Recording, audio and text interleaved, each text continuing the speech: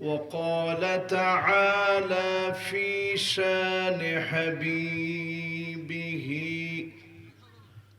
مخبرا وآمرا إن الله وملائكته يصلون على النبي يا أيها الذين آمنوا صلوا عليه وسلموا تسليما اللهم صل على محمد وعلى آل محمد كما صليت على إبراهيم وعلى آل إبراهيم إنك حميد مجيد اللهم بارك على محمد وعلى آل محمد كما باركت على إبراهيم وعلى آل إبراهيم إنك حميد مجيد بلغ العلا بكماله كشف الدجى بجماله حسنت جميع خصاله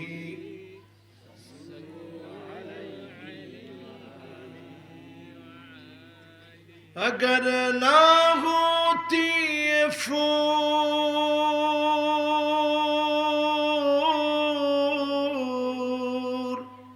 کہ بلبل کا ترنم بھی نہ ہو چمن دہار میں گلیوں کا تبسم بھی نہ ہو بلغ العلا بكماله كشف الدجى بجماله حسنت جميع خصاله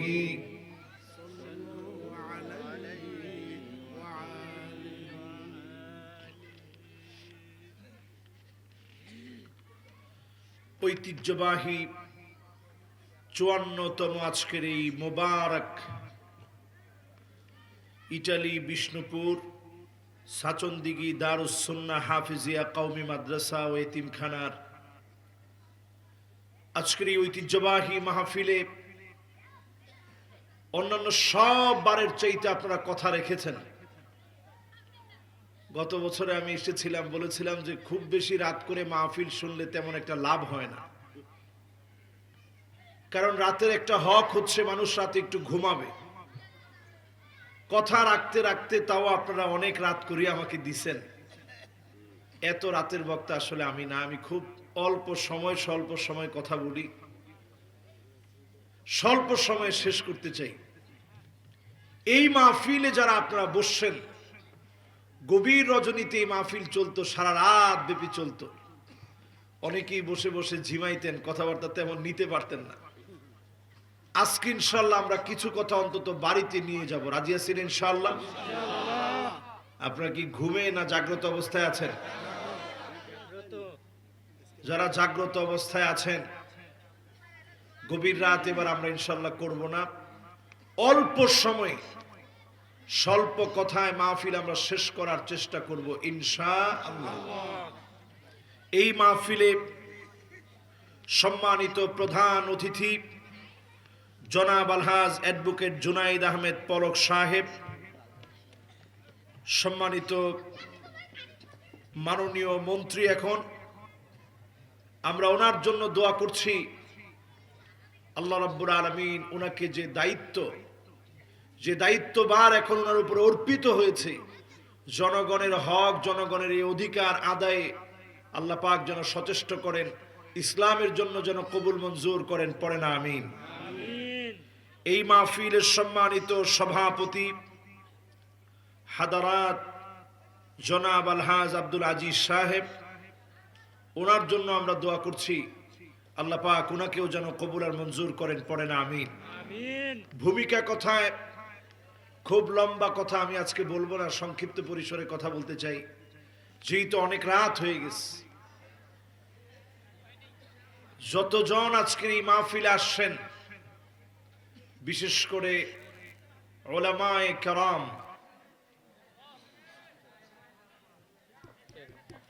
সমস্যা নেই, ইনশাল্লাহ ঠিক হয়ে যাবে ইনশাল্লাহ।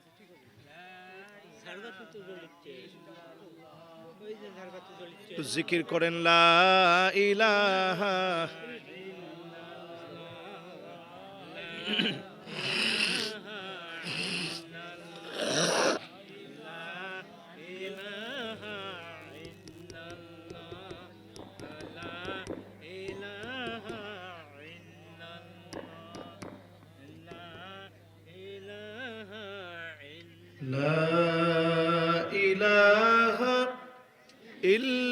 ইল্লাল্লাহু মুহাম্মাদুর রাসূলুল্লাহ সাল্লাল্লাহু আলাইহি ওয়াসাল্লাম। যতজন আজকের এই মাহফিলে এসেছেন, আমার সম্মানিত মুরব্বিয়ানে আযম, তারুণ্যের উচ্ছ্বাস, দিক দিগন্তের দিকপাল তরুণ প্রজন্মের আমার তরুণ ভাইরা, পর্দার অন্তরালে এই মুহূর্তে শ্রবণরতা রয়েছেন আমার মা এবং বোনেরা, সকলকে আমি জ্ঞাপন করছি এই মাহফিলের পক্ষ থেকে, উহাইয়িকুম বিতাহিয়াতিল ইসলাম, আসসালামু আলাইকুম ওয়া রাহমাতুল্লাহি ওয়া বারাকাতুহু।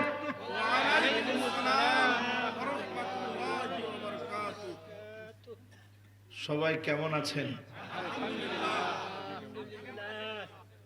সবাই মিলে আমরা পড়ি তো আলহামদুলিল্লাহ। যে মহান মালিক আমাদেরকে ভালো রেখেছেন, সুস্থ রেখেছেন, মালিকের আলিশান দরবারে অবনত চিত্তে শকর গুজারি আদায় করি, সবাই মিলে এক যুগে সমস্বরে পড়ি আলহামদুলিল্লাহ। খুশি না বেজার? যে মালিকের প্রশংসা আদায় করেছি, আরেকটু আওয়াজ নিয়ে বলা যাবে? বলেন তো আলহামদুলিল্লাহ। আল্লাহ পাকের প্রশংসা আদায় করে দরুদ এবং সালাম পড়ছি সাইয়্যিদুল মুরসালিন, খাতামুন নবিয়্যিন, ইমামুল মুরসালিন ওয়ান নবিয়্যিন, আফতাবুন নবুওয়া, শাহেনশাহে দু জাহা, আকে নামদার, তাজেদার মদিনা, মুহাম্মদ ইবনে আব্দুল্লাহ ইবনে আব্দুল মুত্তালিব, হাশিম ইবনে মানাফ ইবনে কিলাব ইবনে মুররাহ, কাব ইবনে লুয়াই ইবনে ফিহর, মালিক ইবনে নদর ইবনে কিনানাহ, মুদরাকাত ইবনে ইলিয়াস ইবনে মুআদ্দ ইবনে আদনান, মুহাম্মাদুর রাসূলুল্লাহ সাল্লাল্লাহু আলাইহি ওয়াসাল্লাম। আমি লক্ষ্য করে দেখলাম সবাই মোটামুটি মনোযোগ সহকারেই পড়েছেন এবং ভালোবাসা নিয়ে পড়ছেন।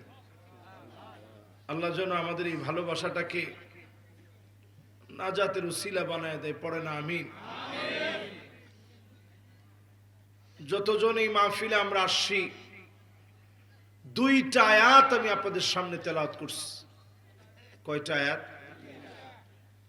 54তম একটা অধিবেশন। হায়াতে আমরা 54 বছর বাঁচবো কিনা আমি জানি না। আমার জীবনের শেষ মাহফিল মনে করে এই মাহফিল আজকে আমরা কথা বলবো, কথা শুনবো ইনশাআল্লাহ।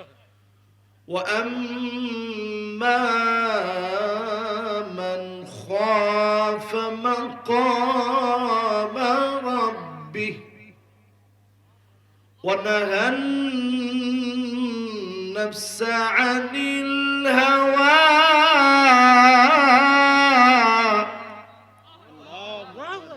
فإن الجنة هي المأوى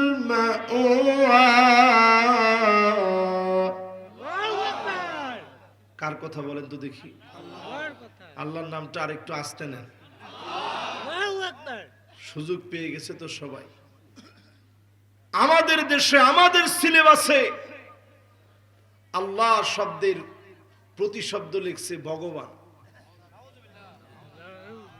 আপনারা কি আমার কথা বুঝতেছেন? এই জন্য বাবা আমি রাত্রে ওয়াজ করি না। খুব বেশি রাত হইলে ব্রেন তো কাজ করে না। আল্লাহর নামের জায়গায় ভগবান লিখছে, এটা শুনে আপনারা যেইভাবে নাউজুবিল্লাহ বলছেন মনে হয় খুশি হয়েছেন আপনারা। এরপর না বলেন এত আস্তে, আজীব কথা। আল্লাহর নামটা উচ্চ আওয়াজে নেন। এই ডান দিকে যে আওয়াজ হচ্ছে সব বন্ধ। আমার মা বোন যারা আসছেন একেবারে পিনপন নীরব হয়ে মাহফিলে কথা শোনা লাগবে। মা বোনরা তো একসাথে বসলে আর কথা না বলে পারে। সবাই পিনপন নীরব, একবারে চুপচাপ আমরা কথা শুনবো ইনশাআল্লাহ। পড়েন সূরা নাজিয়াত থেকে দুইটা আয়াত আমি তেলাওয়াত করেছি, 40 এবং 41 নং আয়াতে কারীমা। এই দুইটা আয়াতকে ঘিরে আজকের মাহফিলে কথা বলবো ইনশাআল্লাহ। আল্লাহর নামটা জোরে নেন তো, বলেন তো আল্লাহ। আরো জোরে বলেন তো আল্লাহ। এটা কেমন নাম জানেন? আলামুল লিযাতি ওয়াজিবুল উজুদি মুস্তাজমিউন লিজামিইল মাহামিদি ওয়াল মাহাসিন। এই পৃথিবীর যত সৃষ্টি আছে সব সৃষ্টিগুলাকে যদি এক করেন, সব সৌন্দর্যগুলাকে যদি এক করেন, সব সৃষ্টির সৌন্দর্য, সব সৃষ্টির স্রষ্টা, সব সৌন্দর্যের মূল সৃষ্টিকর্তা, যেই নামটি বারবার ভেসে উঠবে তিনি কে? ওই মক্কার কাফেরদেরকে যখন প্রশ্ন করা হতো কে তোমাদেরকে বানিয়েছে, কাফেররা ডানে বামে সামনে পিছনে উপরের দিকে নিচের দিকে তাকায়, আর কাউকে তারা নিজেদের রব বলে মানতে পারে নাই। কাফের যারা ঈমান আনে নাই সেই কাফেররা পর্যন্ত মালিকের জন্য এত পাগল পারা হয়েছে, আল্লাহর নামের ক্ষেত্রে এত যত্নবান ছিল। ওয়ালাইন সালতাহুম মান খালাকাহুম লায়াকুলুন্না আল্লাহ।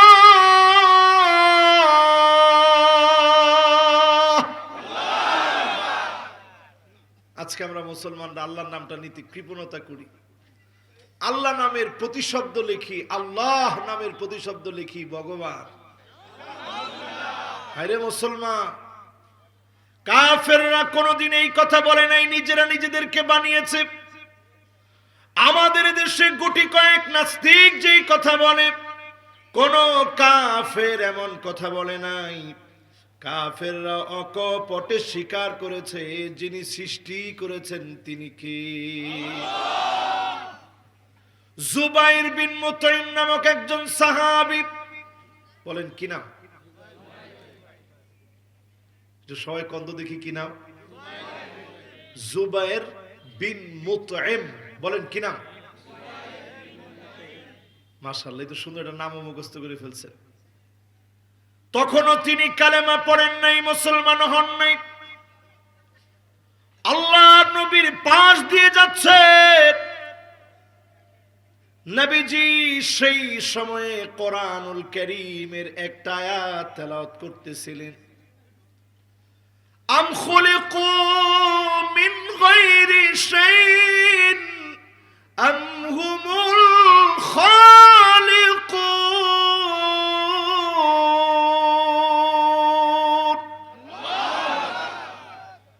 জুবায়ের বিন মুতঈম বলেন, এই আয়াতে কারিমা যখন আমি আমার কানের মধ্যে শুনলাম, তুমি কি তোমার নিজেকে নিজে বানিয়েছো?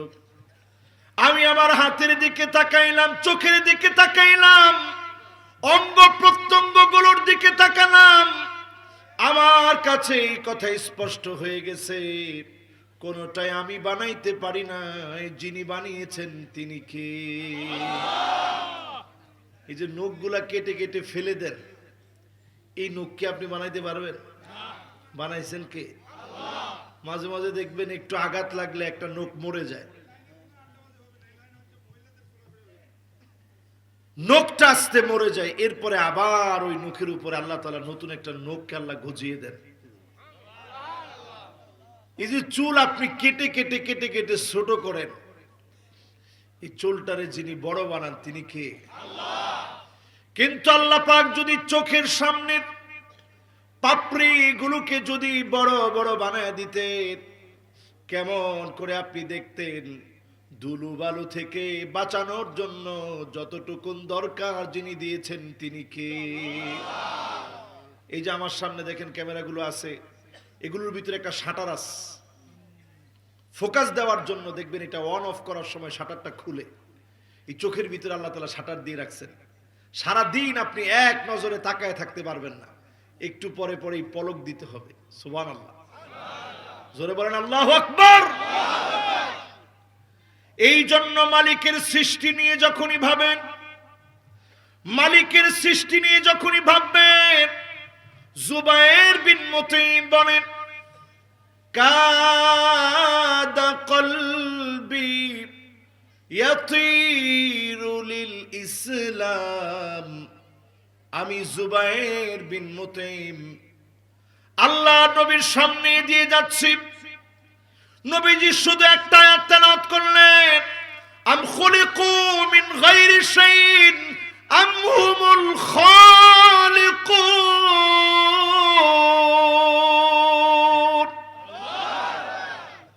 ভিতরে পরিবর্তন শুরু হয়ে গেছে। আহারে, আমি তো আমার চোখ বানাইতে পারি নাই, কান বানাইতে পারি নাই, নখটাকে তৈরি করতে পারি নাই, একমাত্র যিনি আমাকে বানিয়েছেন, তৈরি করেছেন তিনি কে?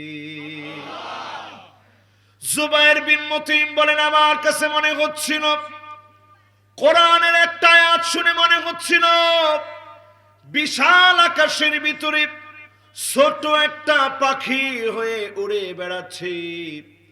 আল্লাহর নবীকে ডেকে বললাম, ও নবীজি, আর দূরে থাকতে চাই না, এখনই পড়ায় দেন লা ইলাহা ইল্লাল্লাহু মুহাম্মাদুর রাসূলুল্লাহ। কালেমা পড়ে মুসলমান হয়ে গেছে, জোরে বলেন আল্লাহু আকবার। এই মাহফিলে যারা আমরা বসলাম, সূরা নাজিয়াতের ভিতরে